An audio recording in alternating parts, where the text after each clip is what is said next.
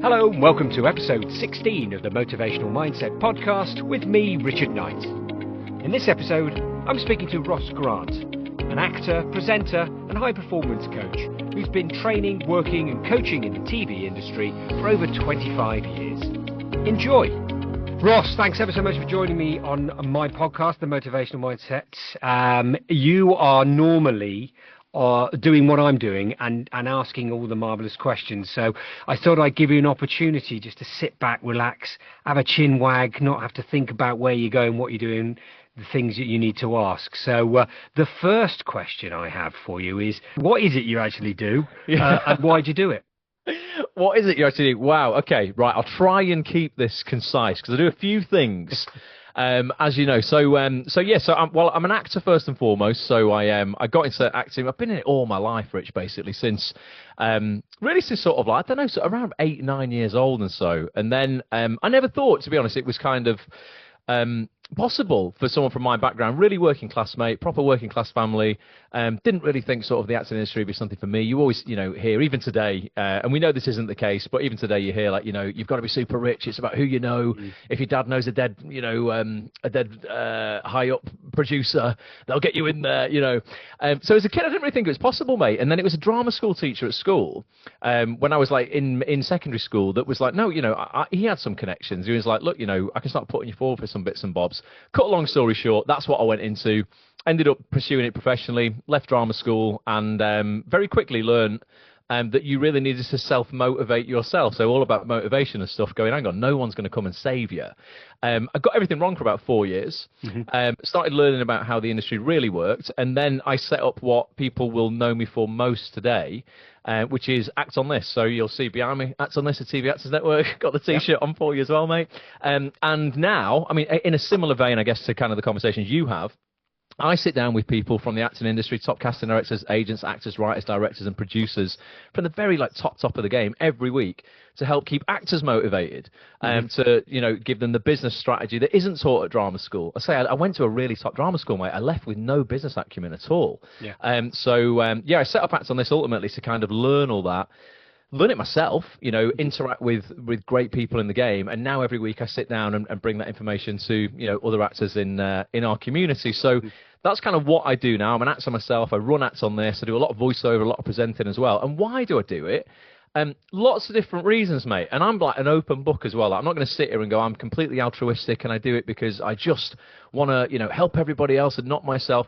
It's kind of not the case. I learned very early on that if you're going to be of use to anybody else and be selfless, down the line, you've got to be selfish to begin with. So I originally set up the community Acts On This to learn for myself, mate, to meet other people in the industry. And now, obviously, we're 15 years in. My acting career is well established. And why I do what I do now, I mean, I love being connected to the industry when I'm not working. So from a selfish viewpoint from there, it keeps me in the game. I keep meeting, brilliant people. I get to have conversations like you on this podcast, that fascinate me every single week with great people from across the industry. We've all got a different story to tell.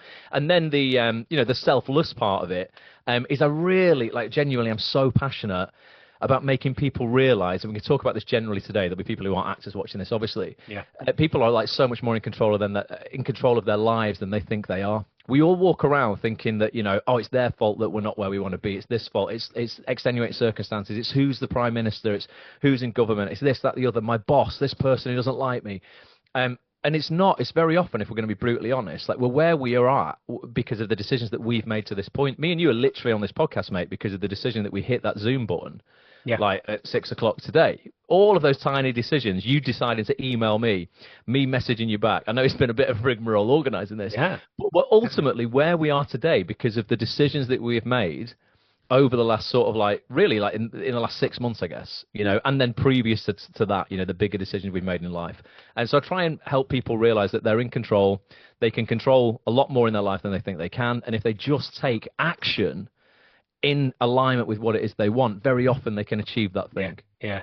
And it's really interesting, actually. One of the things that I've heard you talk about a number of times, listening into your podcasts and taking lots of information from that, is that, you when you mentioned being trained and going out and doing your job or become an actor. So Yeah. go to university and you train, and then here's a job. There's lots of jobs because you're a trained actor, but you mentioned a lot that isn't the case, and it'd be great to hear just a little bit more about that and how that sort of manifested itself into other stuff. What did you have to do whilst you were waiting for those jobs? I think the reality of kind of the acting industry, and you can probably apply this to lots of other industries that people will be in watching this, is that you're kind of told that if you just basically collect like a toolkit, so to speak, you collect all of these tools, that somehow jobs will just arise. And in the acting industry, they are things like you go out and you get a professional headshot taken.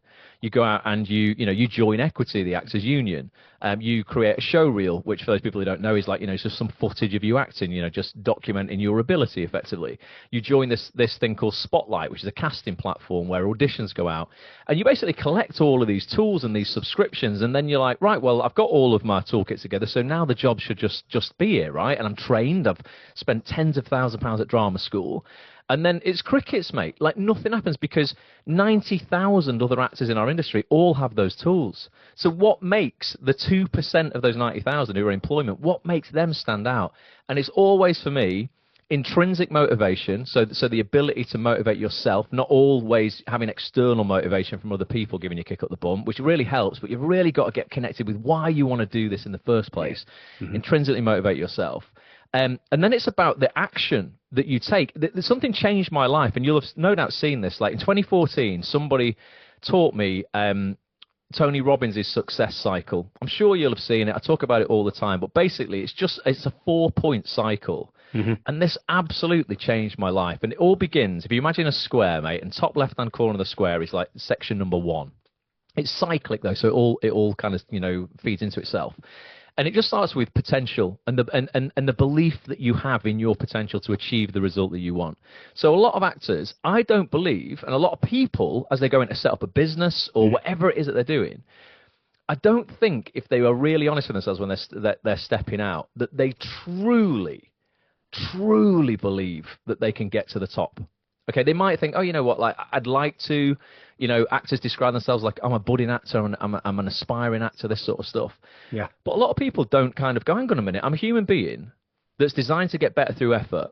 Okay, literally our biology, we are designed to get better through effort. I'm a human being. If there's someone out there who looks and sounds a bit like me and they've done the thing that I want to do, then of course I can do it. I can fully commit to it and believe in that potential.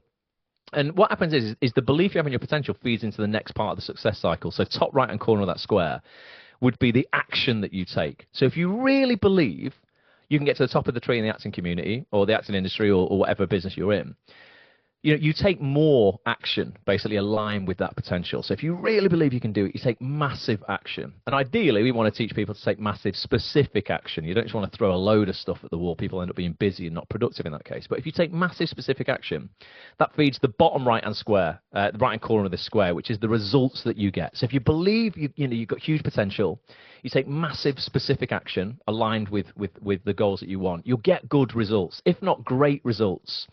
And then what happens is the bottom left-hand corner of that square is belief again, which is like, hang on a minute, I told you I could do it. So, maybe you come into the acting industry and you're like, yeah, I believe I can get to the top, but I've got to get that first line on Coronation Street. So you take massive specific action aligned with that first line on Coronation Street. You reach out to that specific casting team with relevant material that's going to showcase you in alignment with that show. You might only get a reply back via email and no audition yet, but that feeds into that belief. So you go, oh, God, I took big action, massive action aligned with what I wanted. I got a result. Therefore, I believe even more in my potential. And then the cycle goes on and on and on. Unfortunately, what happens for most people, though, mate, is they go, I don't really believe much in my potential, so therefore I take either very little or no action. Of course, by default, the results I get are terrible. So I say, oh, I told you it wouldn't work for me. Mm-hmm. And therefore, they go down and down and down. So if you can fuel your success cycle positively, with empowering beliefs rather than limiting beliefs, and really buy into it. It's not just like a lot of this stuff now is so sort of oversaid and overstated personal development. People just like, yeah, whatever. If you really believe in it, you will start getting results that just feed into themselves. And it's how the rich get richer, the more successful get more and more successful, but it's also how the unsuccessful become even more unsuccessful. Yeah. The poor get poorer because it kind of is self-fulfilling. Yeah. So that for me was, absolutely huge learning that. And then that for me is how I started making headway in my acting career. So in terms of, I'm sure our listeners want to know, when you started getting that sort of traction from the acting side of things, what were your first roles? Were you immediately on, Netflix, or what did you pop up in? What were the first ones? So the first things that I popped up in, do you know what? The first audition I ever had was for Emmerdale. Yeah, and it was when we didn't do self tapes as much. So if you're not in the industry, we often audition ourselves nowadays. We film our own auditions and send them off to the casting directors. But back in the day, everything was in the room. You would go in, meet face to face. And I went to Yorkshire TV on Kirkstall Road in Leeds and auditioned for Sue Jackson, who was the casting director there at the time. And I had one line, mate, as a copper. I think there'd been a murder, as there always is in serial drama. And I remember the line to this day because you don't get the scripts for serial dramas, the soaps, until you get there because it's all secretive. Yeah. Mm-hmm. And I got there and I was like, oh, right, okay, it's a policeman coming out of the forest and he's found something. And all I had to say, I had to go, boss, I think you need to come and look at this. Mm-hmm. And I think we'd found a shotgun. And that was it. So I went in. I mean, you're thinking, why do I have to audition for this? I've just spent 50 grand at drama school, mate. Surely I can get this.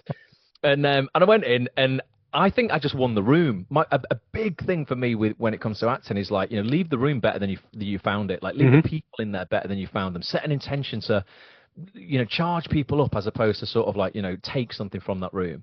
And we just chatted for like 20 minutes. Probably did the scene twice. And then they went, yeah, you've got the part. Mm-hmm. I was like, oh my God, I got my first role on TV. Now, 2 days later, I get a call. Sorry, Ross. They've changed the scripts and they've cut that scene. It's not even in it. So I was like, I've just been given my first TV role. I had it taken away in the same week. Wow. But they were very kind though, Rich. They were filming a DVD special for Emmerdale. And they let me audition for another role as a presenter, as a national lottery presenter, because in this DVD, the Dingle family won the lottery. It was a bizarre kind of like spin-off story. And I ended up doing Emmerdale as that was my first TV role. So I was like, right, I'm away. And then I started playing, I played coppers quite a lot. Mm-hmm. I started getting more and more jobs as coppers. People see me as coppers. Even today, I play coppers. So then I did something called Accused, which was a Manchester-based drama, really good. It was with Juliet Stevenson and Peter Capaldi. I had to go in for a couple of scenes with them, telling them that their son had been killed as a copper. Then I think I went back to Emmerdale as a barman. I did Corrie as a barman. But all these entry-level roles, playing these what we call day player types, probably 12, 15 of those before I started getting seen for things that was a bit chunkier. So now I get it's very similar roles, just slightly more to do. Yeah. And that's really interesting, just taking a slight step back in terms of that. Right, hey, well done, you've got the role, to then, no, you haven't because it's taken away. Now, it's a really interesting, and as you mentioned, people who are not in the acting side of things, the change that can occur is so rapid. And how do you, get your head in the right space to go, okay, fine, let me carry on? I mean, what's going on there? How do you sort of, from your experience, how do you, what's the word I'm looking for? How do you rationalise that oddest of moments? I think you've got to separate. There's a few things going on. I'll dive into like a real deep layer in my life in a minute, but not everybody would necessarily relate to that. I think on the whole, you've got to separate yourself from your product. So as actors, we are the thing we're selling. I don't think if you were running a T-shirt company, for example, and you sold a T-shirt and then someone returned it unworn because they just didn't want it, I don't think you'd take that quite as personally. Go, I must be terrible then. Oh my God, I'm rubbish. I'll never sell another T-shirt. But actors do that. They effectively, go, hang on a minute. I did want to buy you. Now I don't. Or I'll audition you and try you out, but I don't want to buy you yet. And they take it really personally. So for me, it's about separating myself from the product. I don't think that you can, get your self-worth from your employment status. And a lot of actors do that. I think they forget, actually, a part of the of goal setting. I talk a lot about goal setting. Is it's not just what you want and how you're going to get it, but it's who you need to become in order to get it. There's like a gap within people's goal setting. They go, this is what I want, a part on TV. This is how I'm going to get it. And they know all the steps and all the tools I spoke about before.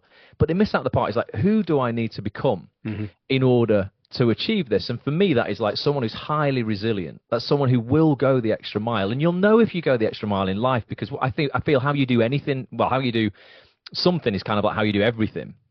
So, you'll know you go the extra mile. If you're in the gym, I do this in the morning. I battle with myself all the time. I'll set myself 3 reps in the gym, 3 sets, sorry, maybe 10 reps. And I'll know on the 3rd set if I get to 10 reps, if I've got another couple in me. And no one else in the gym will know. But if I can push out that 11th or that 12th, in my head, I'm like, there's a vote for me that I do what I say I'm going to do. I do go that little extra mile. Or like I just went downstairs to Costa to get a brew, and I'm like, no, I'm going to take the stairs. There is an elevator in my apartment block. But like, no one will know. Well, they know now. But that's another little vote for me about who I need to be and who I am in life. Like, I am somebody who will do the hard things. So it's teaching yourself that, like, you are going to have to become someone, who is in that top 1, 2, 5% in the acting industry if you are going to succeed. And part of that is brushing off the rejection, because you're going to face it every single day in your life in this industry. You'll know yourself, like, it's relentless at times. You'll go through space of where 6 months will go by and you'll book every audition that you get, and then you might have 8 months where you get great audition, you don't book a single thing. You're like, what's happened to me? Nothing's changed. I don't think my ability's changed, but suddenly no one wants to employ me. And it's just embracing it as part of the game. Yeah, I think it's just going. This is it. And again, it's cliched, but like every no is one step closer to that yes. And just in law of averages and probability, if I do target myself, and take enough action to get 10 no's this quarter, I'm bound to get 3 yeses on the way to those 10 no's, as opposed to going, I'm just going to set myself a goal to get 3 yeses. Yeah. Well, you might not, or if you get 3, well, what's stopping you? If you go for 10 no's, you might end up with 4 yeses. So for me, I think separating yourself from the outcome. Yeah. I think focusing on your output over the outcome, which is what is it that I can control. And then I've got a bit of an interesting story, but everyone will have something like this. So I speak about it quite openly, but I've got a degenerative eye condition, so I'm actually losing my eyesight. I've got a retinal condition. It's hereditary. It started when I was 13. I'm pretty severely visually impaired now. So like I've got very little peripheral vision. I struggle in the dark so much, which is why I don't do theatre at all. But it's a real reminder of like not sweating the small stuff, because nothing is going to be as challenging. There's no in the industry that's ever going to be as challenging as this. And I'm really okay with it. My mum lost her sight completely at 60. I'm 43 now. I really hope there's a cure, mate. I mean, fingers crossed there will be, but I'm not living for it. I'm just like, I don't have time to cry over not getting a role on TV. I mean, it's not that important, is it? So that's another big thing for me. And everyone else will have their own little version of that. Whatever that is for you, it'll be deeply personal. But again, it's connecting to that. And then it's also about going, well, what good is there within that excuse the pun, that I cannot currently see? And for me, it's just honestly like, I don't have time. Maybe if I look deeper, psychoanalyze myself, maybe it's just a coping strategy, mate, where I'm like, I cannot focus on negativity. I have like a deep repellent to it. I'm like, and it makes me, I don't know, kind of like really not want to be around other people who do it. I think you can tell a lot about somebody and where they're at, around how much they complain within the first 30 minutes of sitting with them. Yeah. And it's like, sometimes, you need to get it off your chest, but I'm like, I want to surround myself with people who are solutions focused and are grateful for the opportunities they do have. So again, I think that's really important in whatever industry you're in. Surround yourself with really motivated, coming back to motivation, inspiring, motivated people who won't be like that every day, because I'm not. Some days I really can't be arsed, mate. But on a whole, if you can surround yourself with great people, that really, really helps as well. It's really interesting, actually. You mentioned that your motivation is up and down. We know it fluctuates all the time, and you can't be motivated all the time, or you literally would explode, because that energy is not sustainable. Coffee, however, some people flat whites, exactly. You keep going with some artificial energy boosters, but the people listening to this now are probably going, yeah, but Ross it sounds like he's the Duracell bunny on steroids, and he's bouncing around all over the shop. How do you take that time to sort of step back and have that breath and that moment to actually sort of recharge? What does that look like? For me, it's coming back to the basics, the real basics. So, and I'm not like this all the time. I'm not perfect at all. I mean, I'm pretty hyper now because I've had a good day today, to be honest. It's been great, and I've got a coffee, so everything's good. But I'm not always like this. I feel I flirt with overwhelm quite a lot, mate, if I'm honest, because of the amount of things that I take on. I'm generally always kind of like just teetering on the edge of going, oh, can I just say yes to this one other thing, or is that going to be too much? And sometimes I do inevitably say yes to too many things, and it doesn't always work out well. And I don't always learn the lessons from that. Sometimes I still try and take on too much. But for me, protecting the basics, and they are non-negotiable for me. So every day, non-negotiable. Monday, Tuesday, Thursday, Friday. Anyway, I have Wednesdays off and the weekends. But I start the day with a workout in the gym, mate. It's my time. It's the one thing that if my life is falling apart, that I have total control over. It gives me esteem. There's definitely a part of that that's built into it where you go, okay, right, at least physically, I'm looking after my health. I feel strong. It definitely gets the endorphins going in the morning. I don't always like working out. Honest to God, I always love having worked out, though. Always feel great having done it. I've never had a bad workout. You know, during the workout, I might feel like shit and I don't want to do it. After the workout, I've never regretted it. So that's a big thing. Something that I'm trying to do more, and I don't always get right, is protect my sleep.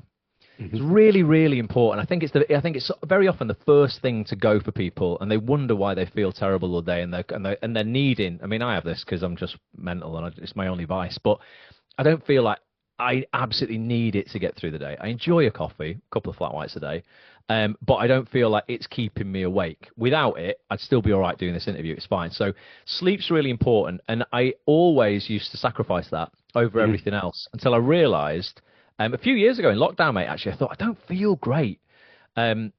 I don't know what's going on. Maybe it's my sleep. And I did a blood test. I'm quite scientific.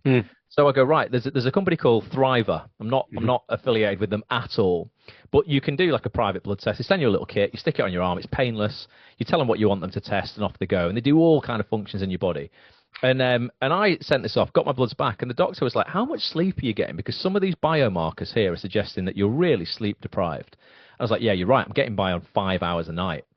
Just during lockdown, business was booming. That's on this because I do everything on Zoom, was, really flying. The business quadrupled during COVID. I had kind of like a captive audience, I guess. No one could go out to acting classes. So I was really burning both ends of the candle. I was like, this is really not good for my health. This is why I'm feeling terrible. So I bought something called an Oura ring, O-U-R-A, Oura. When you wear it, you can wear it all day, but I just wear it for sleep. And it tracks your sleep. And mate, it was fascinating. The biology. I was going, I mean, honestly, like, it'll tell you your light sleep, your deep sleep, what's called your REM sleep. It'll tell you like your oxygen saturation, your breathing regularity, all that sort of stuff. And it just really targeted me in and focused me on going, right, I have to get, for me, I need about 7 hours to really feel good. I can operate on 6.25. I was getting by on 5 though. It's just wild. So sleep is a massive one. I obviously always feel way more motivated when I'm rested. So sleep, nutrition, with AI and ChatGPT, it's changed the game for me. I scan the back of packets in Sainsbury's, mate. I tell ChatGPT, these are my goals. Here's my latest blood test. In order to optimize, for, even better results, what do I need to do? And it spits out all this stuff going, right, we need to focus on more magnesium. Maybe you should buy some of this, some of that, some of that. And I'll go into Sainsbury's. I will take a photo of the back of the packet, Rich, and I will literally, I'll talk to ChatGPT like it's human. I'll say, hi, I'm just in Sainsbury's. Is this any good for my goals? And it'll go, oh, that olive oil from Greece. Oh, okay, right, well, here's the benefits of it. Here's this. However, if you're in Sainsbury's, check if they've got this cold-pressed variety, which should be in this section. Yeah. Mate, it's wild.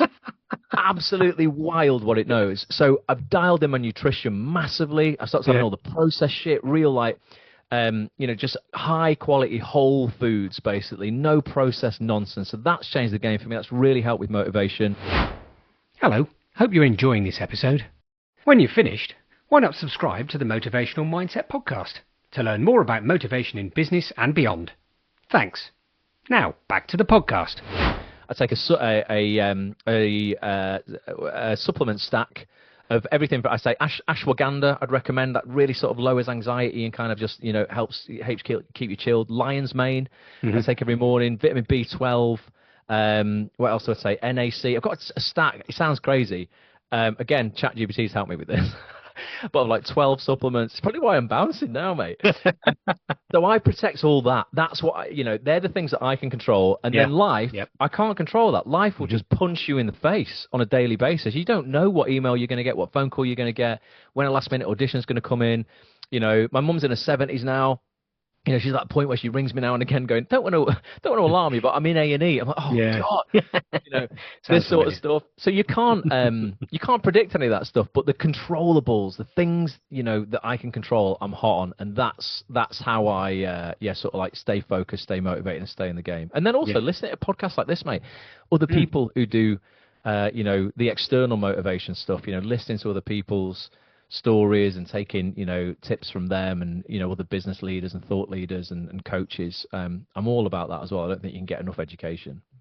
No, absolutely, totally agree. I think it's that trying to step out of being really, whilst just wanting to be really focused in what you're doing to get to your goals.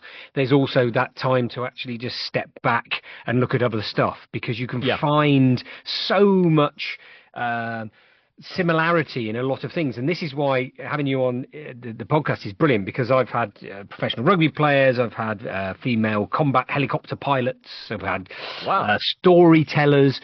So it's brilliant to be able to get a different point of view, because there is a similarity, there's a commonality of certain things coming through, the ability to be able to be around the right people. Loads of people talk about that, and I think that's one of the key things, particularly from an acting community, the people are generally wanting to be out there doing things and interacting. But an interesting one that I find really, really interesting, and you've probably got more insight into this than me, is people's reluctance to go out and network. Yeah. From an acting point of view, you think, they're acting, they're gregarious, they're out there, they want to get in front of the camera, be on a stage, whatever it is. But you ask people, how comfortable are you to go networking and to speak to somebody you don't know? Oh my Lord. And I see it all the time from freelancer lifestyle that I have. So how does that come across from your point of view? It's rife. It's so common. And it's quite surprising with actors, because generally speaking, people on the outside would go, but you must all be so extroverted. You're on a stage, prancing around, you're in front of cameras, you're in makeup and putting all these costumes on, and you've got 50 people on set watching you, and then like you do a show, like I did a show called Fool Me Once on Netflix. Then you get 127 million people watching that show. So you're like, well, right, so you want 127 million people to watch you, but you're scared of going in a room of 15 people and being yourself. And this is the thing, there's a bit of a dichotomy with actors, and it frustrates me quite a lot, because one of the main excuses, or reasons, I should say, actors say they want to act is they go, I just don't want to be myself. I love being other people. I love taking on other characters. And I'm like, there's a big problem there for me, because if you don't like yourself enough that you just want to spend all day being other people, I think there's some work that needs to be done there around your mindset. Because, you can't, I don't know, you've really, for one, as an actor, you've got to be your biggest cheerleader in life. So you've really got to kind of have a good relationship with yourself in order to, feel you're worthy and to continue in the industry. But a lot of people, they are really insecure unless they've got, a mask on, so to speak, of a character. And they walk into rooms and they really struggle. And that, for me, it comes back to what I said before about like setting intentions, and acknowledging the awkwardness sometimes in those situations as well. So I'll genuinely, and this is a conscious thing, you've really got to set your intention. What is it that I want before I go into this room? And for me, my best advice that someone gave me years ago is always just leave that room better than you found it. Try and talk about others more than yourself. I know I do a lot of talking on this, but like, be curious. Go into rooms curious. Ask questions. Don't be afraid to ask questions, because it's what I do for a living. I've done nearly 1,000 Zoom interviews now with real top names in the industry. And one thing I've learned is people love to answer questions about themselves, and they love to impart wisdom, and they love to help people if you ask for help. So what I always I advise actors on, and you could do this in any walk of life, if you know roughly the kind of people who are going to be in the room, particularly if you know who's going to be in the room. So for actors, it might be casting directors, or it could be directors or whatever, or people from the industry. Make sure, as much as it's so important to get out there in real life, I think like social media is a gift as well in terms of learning about people. LinkedIn's incredible to learn about people. Be curious about people in your niche, in your industry, if you know they're going to be in the room that you're going to. And you'll find amazing things out about them as people, not just as their job title. So, there might be a casting director. There was a casting director I know recently who was adopting a child. Now, that would be a really interesting thing to ask if you were going to go in a room with them. You're like, oh, I've got something on them that I know they're doing in their life right now that's really interesting. And obviously, approach it sensitively. I've just seen on your X account that you're adopting a child. So what's that? Really interesting. Like, what's that journey been like for you? Or someone's getting married, for example. You're like, oh, so you're getting married, or they've got a new puppy that they take pictures of on social media. Oh my God, I just saw Rex. He looks amazing. What's it like? Being owner of a new puppy or whatever. Social media will give you lots of tips for kind of like icebreakers and things you can talk to people about. If you don't have those, though, I just acknowledge the awkwardness, Rich. I'd come over to you and go, "Hi, mate. It's a bit weird, isn't it? I'm Ross. I'm like, so what is it you do? You in the industry?" As opposed to try to pretend that you've got it all together, because none of us have. And everybody, a casting director. I think I have sworn on this a little bit, Rich, but can I swear again? It's just a quote. Yeah. Or do you not want me to swear? No, it's fine. Casting director many years ago, I thought, top of the game, really, really top casting director. I was like, so give us some advice on, confidence and all these things in auditions and stuff. He said, listen, one thing you need to realize is even me at the top of the game, he says, we're all a fucking bag of nerves. Every single person in that room. And he's like, no one's invincible. And sometimes just acknowledging that, is like, can diffuse that whole awkwardness around networking in public and meeting people. I always find like first dates, still on the dating scene, mate. I always find that, it's basically a bit like that, isn't it? But what I found, not cracked it yet, the more you do it, the easier it gets. Yeah. Absolutely. You've got to get out there and do it. There's no point in caging yourself up at home, like, having no experiences in life. Because we can, if we're not careful, just live online. Well, and that's really interesting in terms of that living online piece, because sitting in front of your computer, sending an email is a lot easier and more comfortable than actually pushing those boundaries. So in terms of that challenge to yourself, how much, clearly you've been very successful with Act on This, and, your acting's hitting its game, your top game as well. How do you push yourself then to go to the next thing? Interesting one, isn't it? Because you've got to be clear on what it is you want in order to know what's next, really. So again, that comes back to kind of getting real clarity on why you're doing what you're doing and what it is that you want. Do you know one thing that always pushes me and I encourage, and I think a lot of people might want to kind of like not embrace, is competition, mate. I'm incredibly competitive. So I've been running Acts on This for 15 years. At times where I've been most productive, this might just sound weird, is when I've seen other people try and set up similar things to me, or I've seen people doing things that I'm not doing and go, oh my God, they've got a really good idea. How can I build on that and make it better? I think like healthy competition is really important. I would definitely have sat back more because Act on This, it just is now. I've been doing it 15 years. I think I've been the most consistent in the industry. It's the biggest, community and knowledge platform in the UK industry. It just is now. It doesn't mean that I don't want anyone else to try and challenge me, though, because it means I'm always then going, hang on a minute, don't rest on your laurels. One thing I've learned is you can't do that because you will go backwards. So I love seeing other people challenge me. That really, sort of motivates me and keeps me going. So, like, again, you've got to be aware of your industry, though. Again, you've got to, be on it. I'm not saying look at what everyone else is doing because that might distract you, but at least be aware of what's going on. I think collaboration can really help as well with what you might have perceived previously as your competition. So I've literally just been talking about a joint venture today. I'm doing a launch for a flagship program that we do at Acts on This to help actors get their first TV role. And rather than, me go, oh, well, I'm competing with all these other companies that offer coaching to actors, I'm like, listen, will you email out for me promoting my program? I'll give you a commission for that. And then whatever you've got to promote, your acting classes, because I don't teach people to act. I'll never do that. Don't want to be an acting teacher ever. I'll promote your classes for you in exchange. So I always think collaboration over competition. If they don't want to collaborate, just competition is healthy anyway. So that always, sort of keeps me focused. And the other thing is just like after a while of doing the same thing over and over again, I think you just get bored, mate. And you're like, right, I need to change things up. We've been doing that recently. Everything I was doing on Zoom kind of gets, samey when you're doing, 2 of those a week, 3 of those a week. I'm doing a YouTube live a week. It's all kind of online. So I started doing more in-person podcasting, and we were like, well, why don't we just shoot them rather than with one camera? Why don't we up our game and we shoot multi-camera on 3 cameras? That's going to require more technical knowledge, but we can learn it. We are these humans designed to get better through effort. If I have to, I can outsource stuff. But I'm talking to people all the time in different niches as well, who are coaching people, running businesses. And, I'm seeing things that they're doing and going, how can I put that into my business? There's another coach called Matt that I work with. And he's just been voice noting me today because I saw him put a video out on YouTube earlier today. I was like, Matt, that video is excellent, mate. Like, it's edited so well. Like, is that your usual video editor guy, this guy called Jimmy? And he was like, no, mate. He goes, I recorded that myself. And this is a great tip. Anybody who's looking to create content, Fiverr.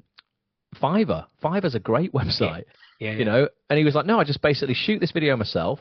I send it to this guy on Fiverr for 30 quid. He knocks up that edit. And I was like, mate, that looks $1 million. That edit looks amazing. So therefore I'm like, right, I need to get a video shot this week, get it over to this guy as a proof of concept and see what he comes up with. So consuming other people's content to a certain extent where you're not, you're not consuming more than you're creating. And that always feeds into, sort of that motivation for me to try new things out. I love tech as well, Rich. I don't know what you're like. I mean, obviously with your podcast, but I reached out to Rode Microphones, the guys who make this microphone and all of my microphone kit that I use. Many, many years ago, a guy called Peter Friedman owns the company. It's a private company in Australia, and he's just the best, one of the best guys I've ever met in my life.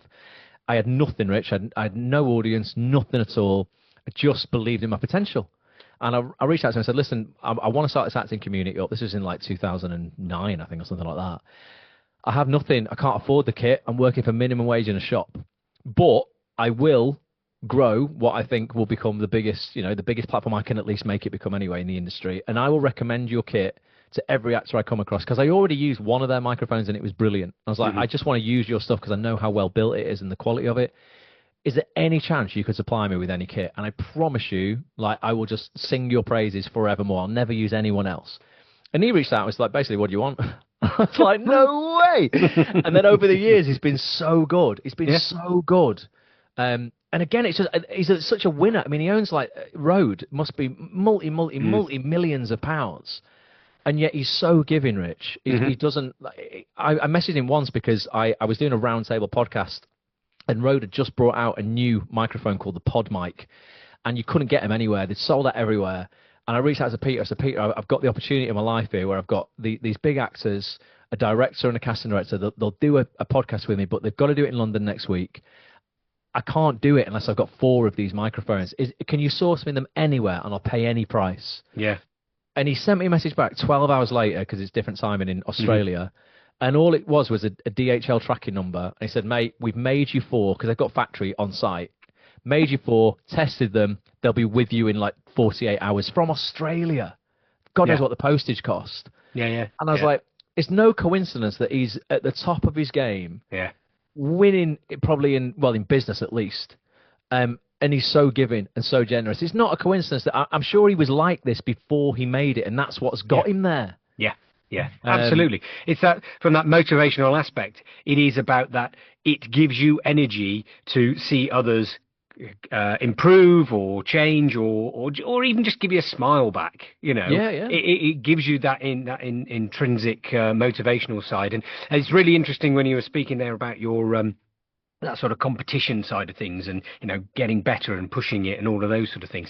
That, again, is something that comes across from the 9 motivators from a work point of view. This builder motivator that we all have, but we have to different levels, is one that loves the competition.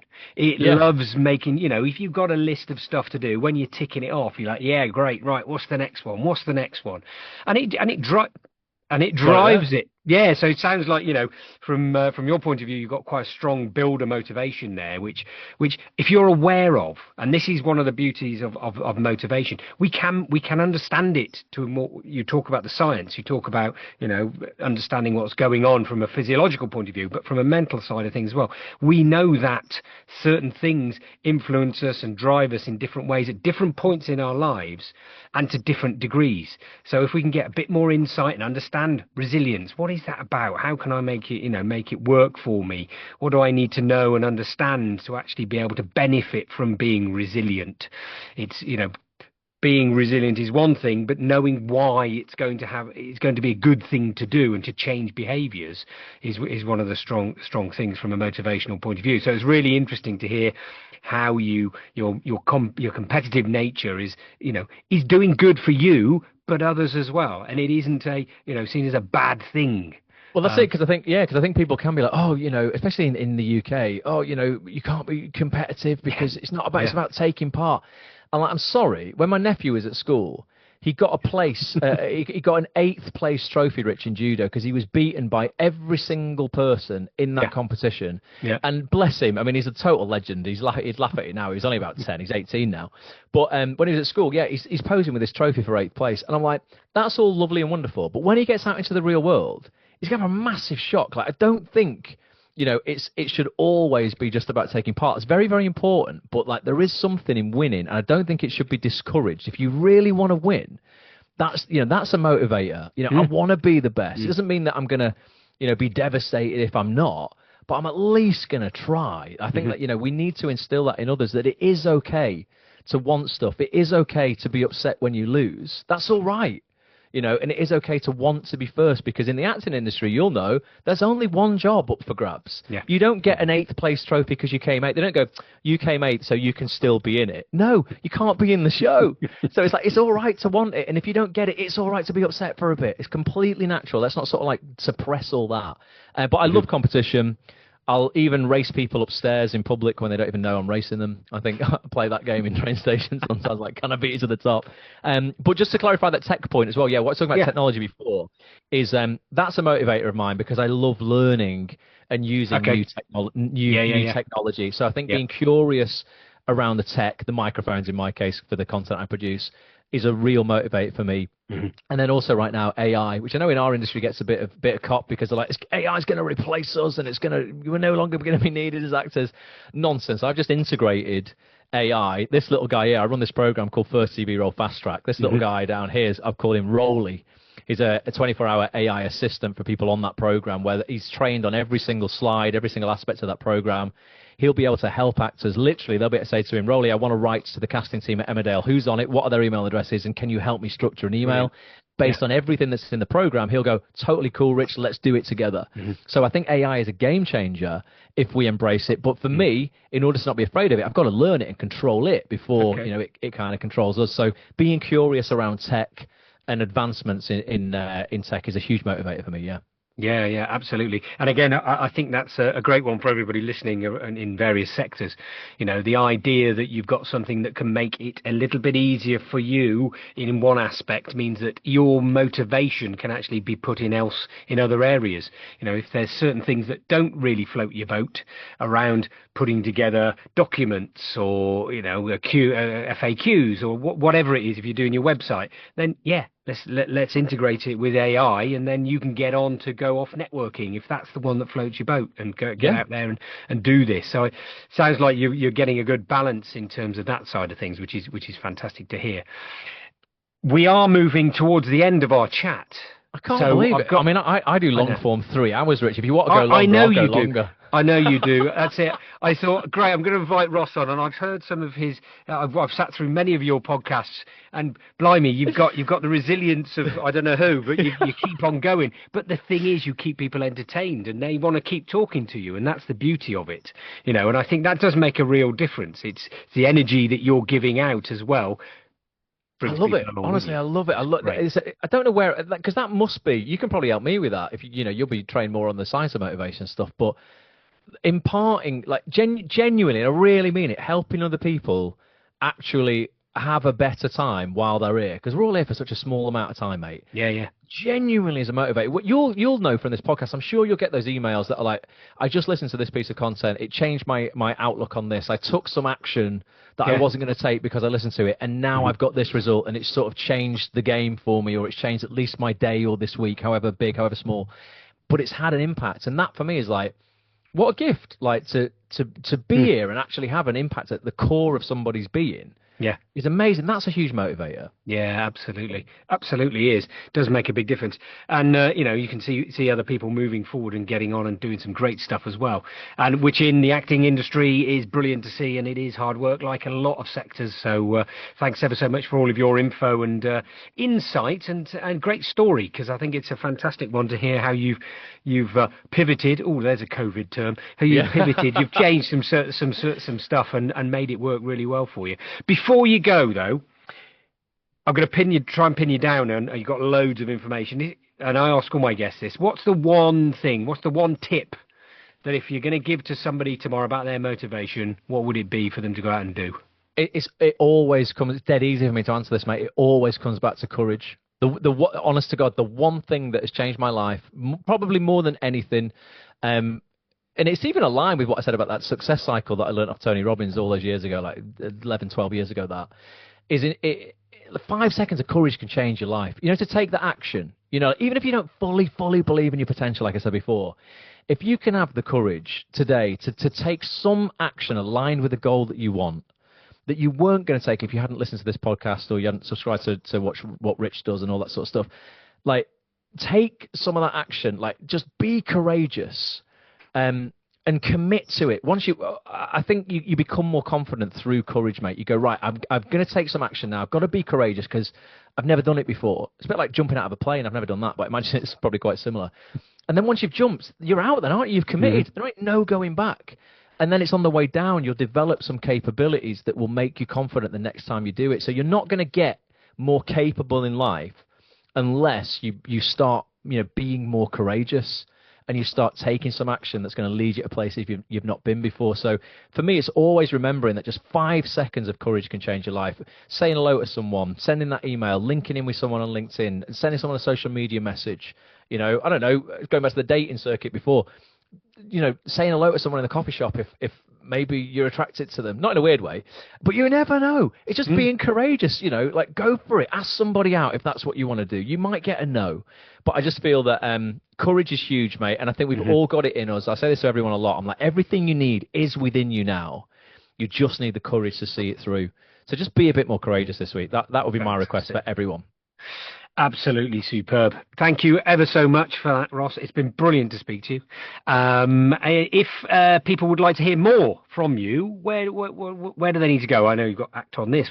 Yeah.